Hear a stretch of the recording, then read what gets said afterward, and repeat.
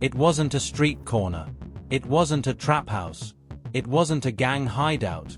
It was a 7-bedroom home in a wealthy Minnesota suburb, where the heat was on, the driveway was plowed, and the people inside looked like they belonged on a charity billboard. May 8, 2025 at 4:47 a.m. Minneapolis, Minnesota. A high-income neighborhood where the houses sit far back from the road and the mailboxes are wrapped in decorative wreaths.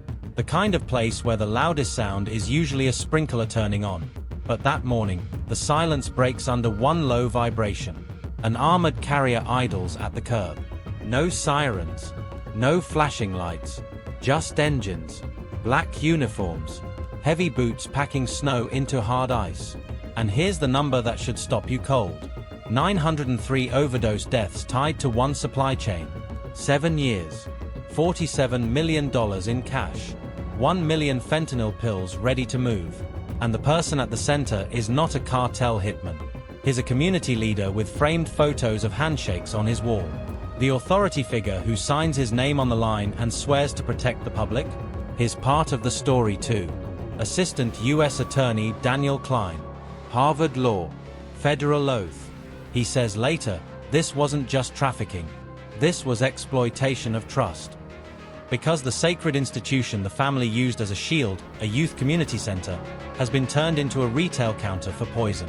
Comment accountability if you're still watching. The front door doesn't open. It fails. A battering ram swings once. The lock snaps. The door explodes inward. Agents flood the foyer like a wave, rifles up, voices tight and flat. FBI. Search warrant. Inside, a man in silk pajamas stands slowly from a prayer rug. He's 68 years old. His name is Ibrahim Odon. In public, he is the success story, the refugee who made it. The restaurant owner, the donor, the board member, the man local politicians love to stand next to. He does not run. He does not shout.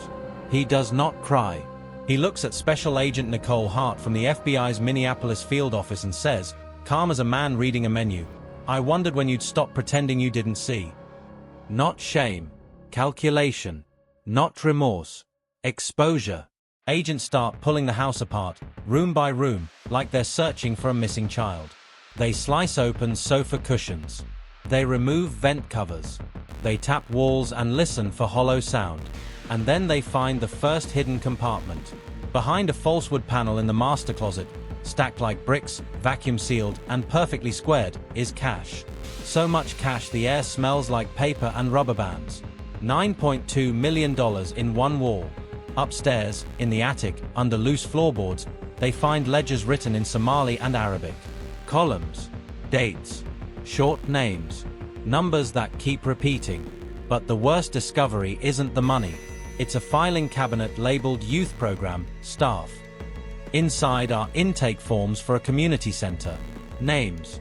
Ages. Emergency contacts. The kind of paperwork you fill out when you trust an organization with your child's afternoons. Except someone has added a second set of notes in the margins. Runner. Reliable. Doesn't talk. Soccer bag.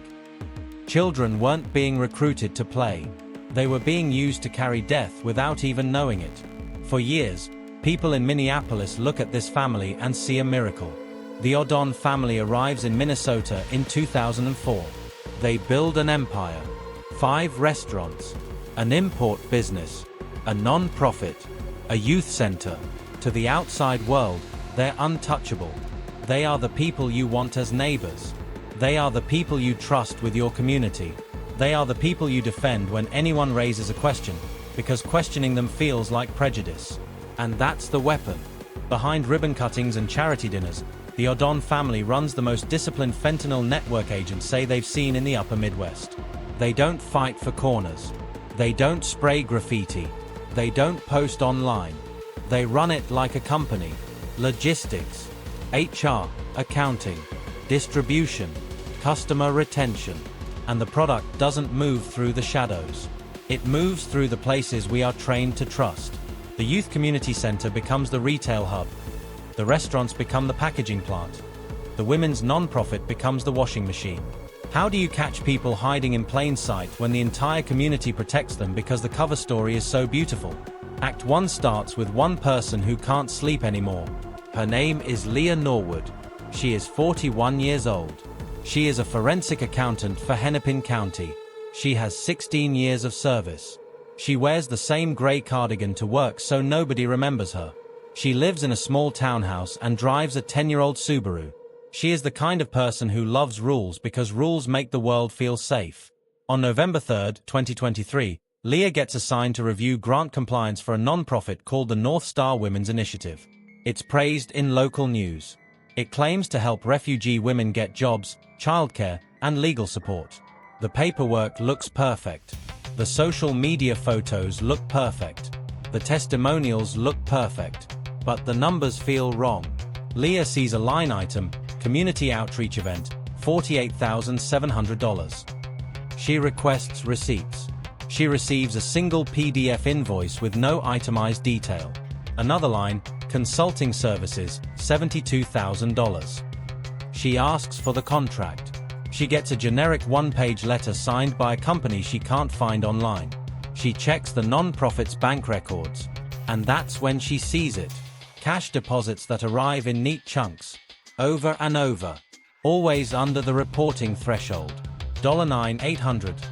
$9,700. $9,900 again and again. Not once. Not twice. 19 times in 6 weeks. Staccato facts. 19 deposits. $187,600. No donor names. No matching fundraising events. No transparency.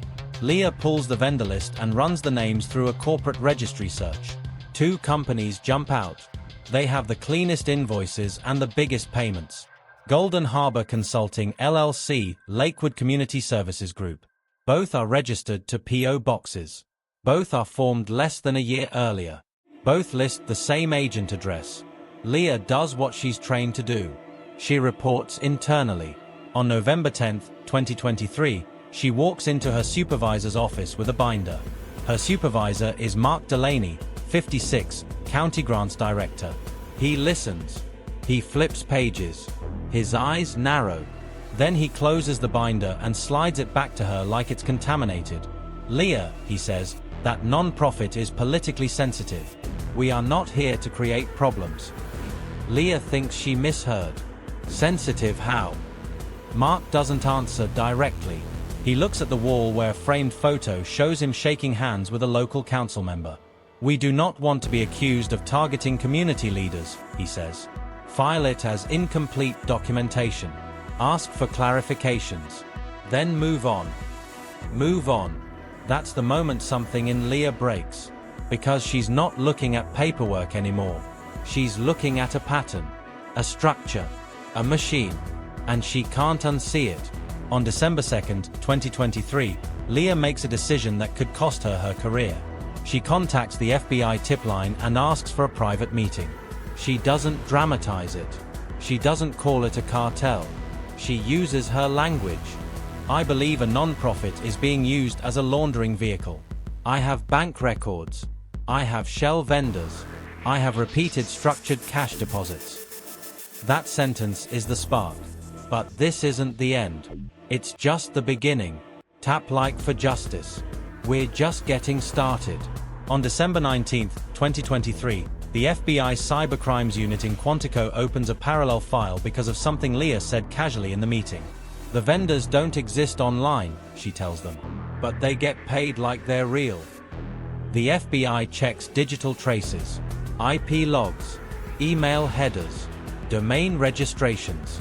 Golden Harbor Consulting's website is registered through a privacy service, but the back-end admin login shows access from 2 repeating locations. A residential ISP in Minneapolis, and an overseas IP cluster routed through Dubai. 2,847 logins. Between 2 a.m. and 4 a.m. Eastern.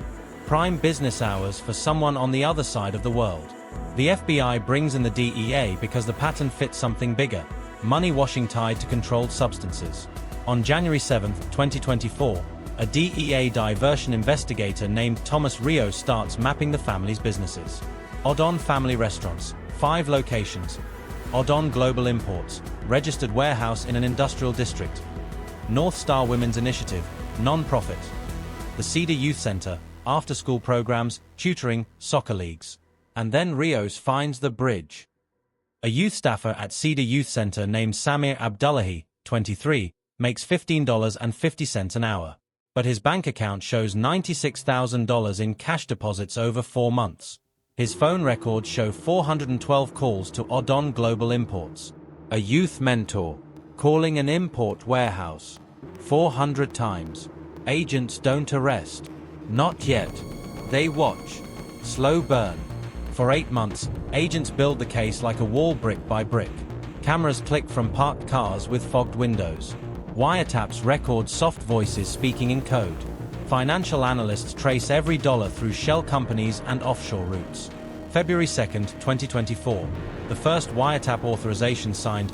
March 14, 2024. $38,000 wired to Cayman Islands account North Shore Holdings Limited. April 8, 2024. $42,000 wired to a Panama entity Mariner Bay Trading SA. May 22, 2024. $57,500 wired to a British Virgin Islands shell Cedar Ridge Ventures. Pattern repeated 19 times. The words in the messages don't say fentanyl. They say powder. They say tickets. They say candy. And then, on June 18, 2024, the breakthrough doesn't come from a snitch. It comes from a customs inspection machine. Port of Los Angeles.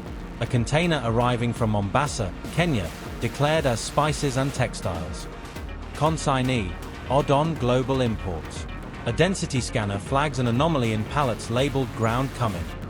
Spices have a predictable density. This pallet is too heavy. Mathematically impossible.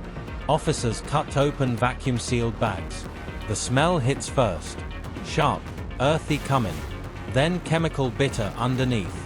Buried under the spice is fentanyl powder. 47 kilograms. Enough to kill millions. The DEA brings in Yusuf Odon, 39, the imports director, for questioning.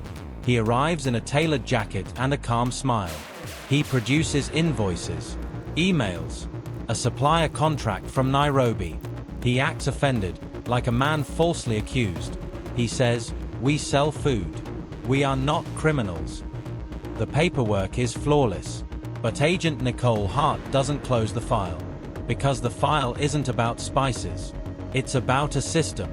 And while the feds track containers and money, the poison is already inside Minneapolis.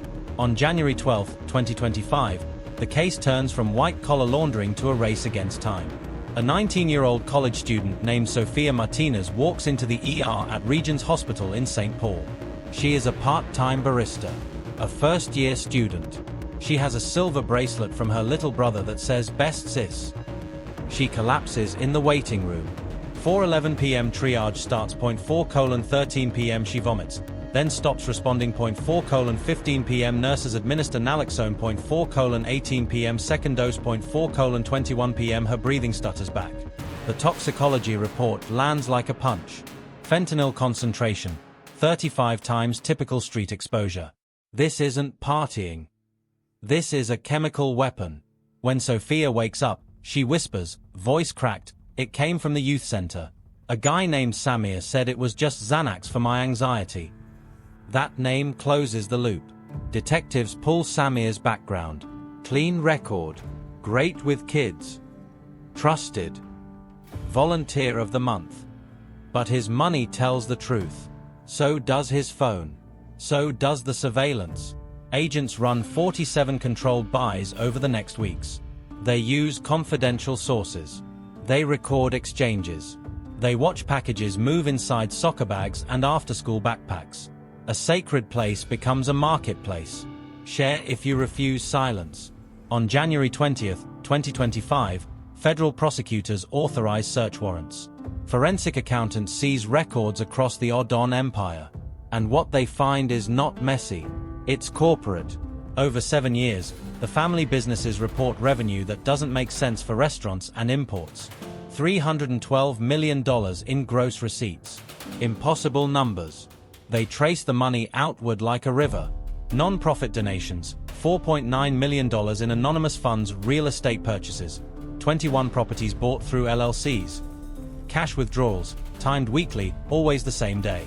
Then agents crack an encrypted phone. Inside is a spreadsheet. And this is where the story turns cold.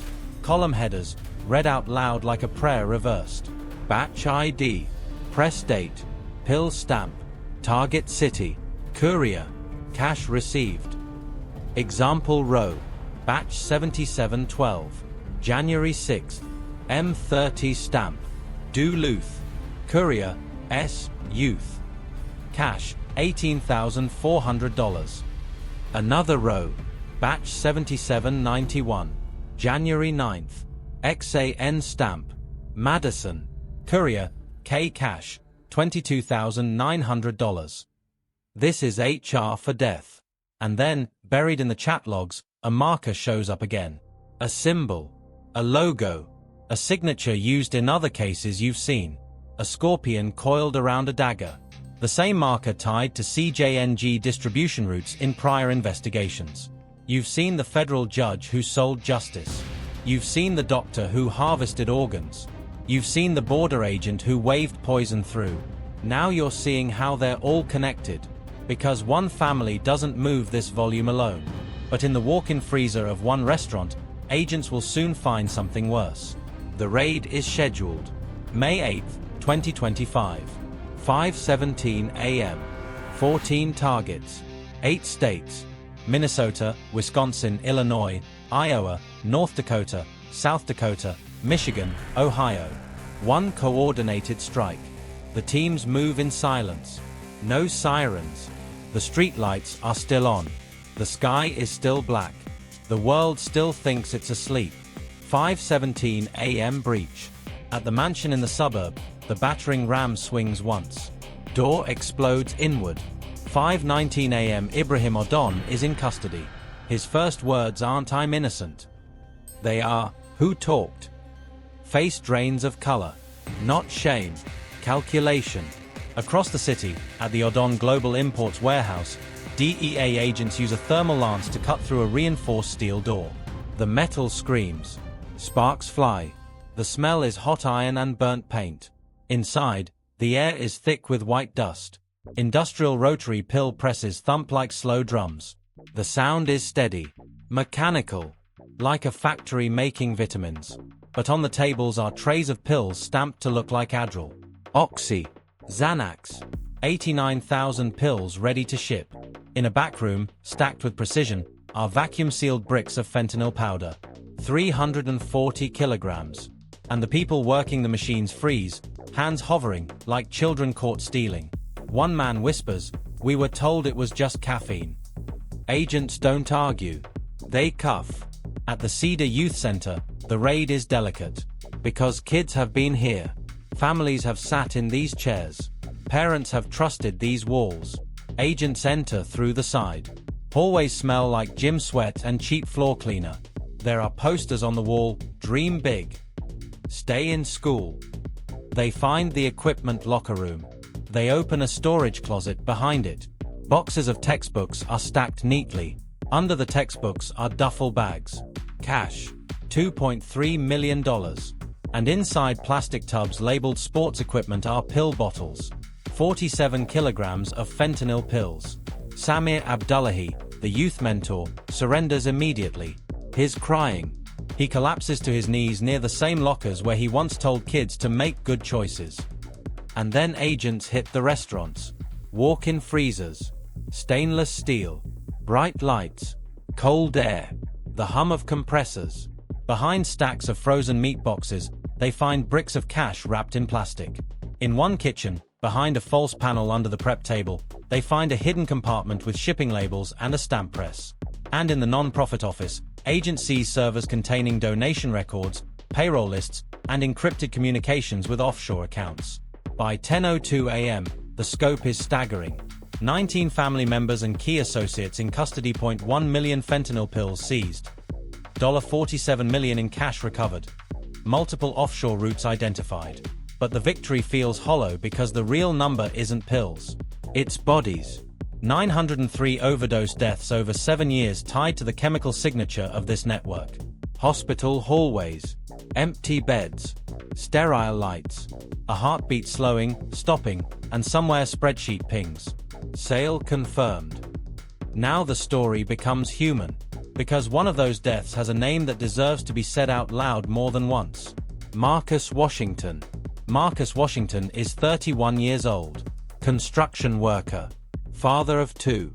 He lives in Brooklyn Park, Minnesota. He coaches his son's t-ball team on Saturdays. He calls his wife T. He keeps a photo in his wallet of his daughter asleep on his chest. On August 17, 2024, Marcus Washington goes to an outpatient clinic for a routine hernia surgery. Routine. That's the word they use when they want you to relax. His wife, Tanya Washington, drives him there at 1:40 p.m. They sit in the waiting room. Marcus squeezes her hand. He says, "See you in an hour, baby."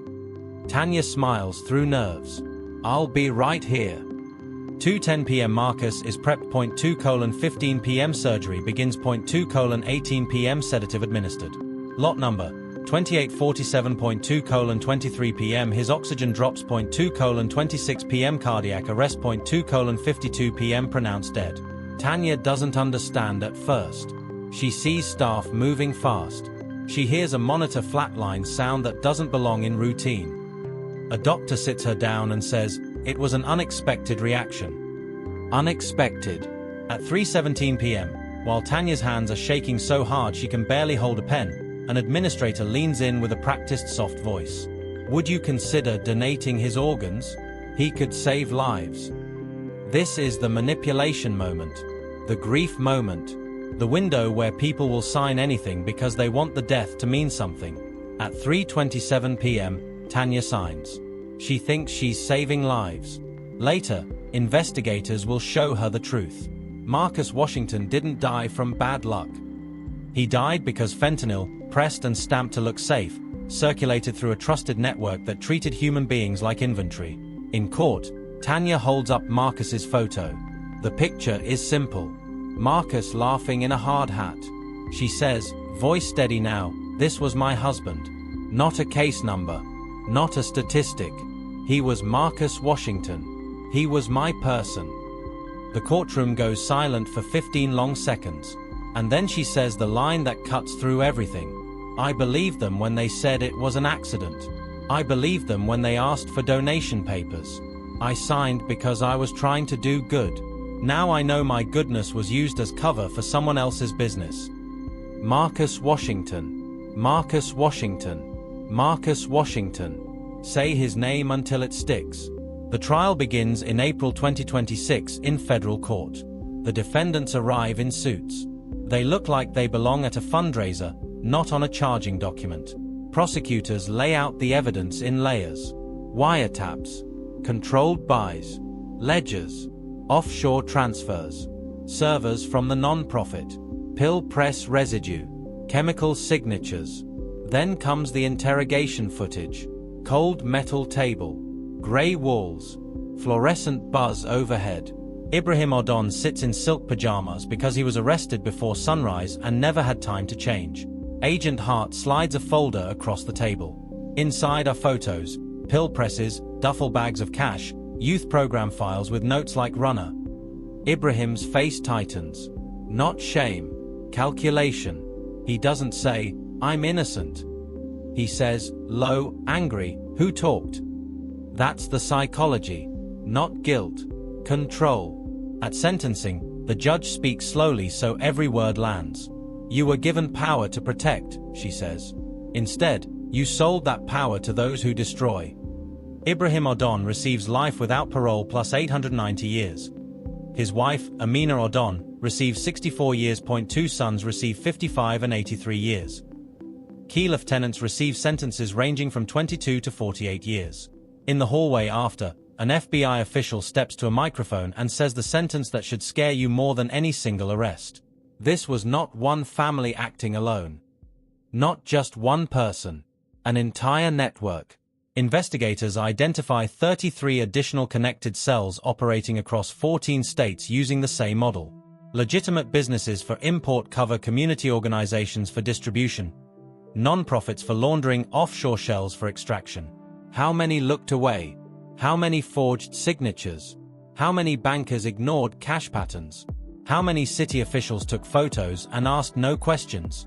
How many people saw the revenue numbers and said, "Don't be rude"? Because respectability is not innocence. And the pipeline is still running. In response, lawmakers introduce a bill named after the victim whose story forces people to pay attention. The Marcus Washington Community Accountability Act. Introduced May 30, 2025. It includes provisions that sound boring until you realize boring rules save lives. Mandatory supply chain verification for chemical imports tied to pill press precursors. Random independent testing for seized counterfeit pills within 72 hours. Mandatory audits for nonprofits receiving over $250,000 in anonymous donations.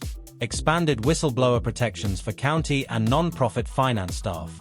Enhanced penalties for using youth programs as distribution fronts. The vote is overwhelming. Senate, 94-6. House, 412-18 signed into law June 15, 2025. But laws don't work if people don't enforce them. And enforcement doesn't happen if communities refuse to ask questions because it feels uncomfortable. This case proves the war on fentanyl isn't only at the border. It's not only in the desert. It's in the neighborhood that looks safe. It's in the building with murals and soccer schedules. It's in the place that tells your child, "We're here to help." Shield or silence. Now listen carefully. If a small business is making hundreds of millions, ask why. If a non-profit has no transparency, ask where the money goes. If a community leader's staff has unexplained cash, ask who's paying them. If a youth program has volunteers driving luxury cars, ask how. Because Sophia Martinez survived because someone finally asked a question. Marcus Washington didn't. 903 others didn't.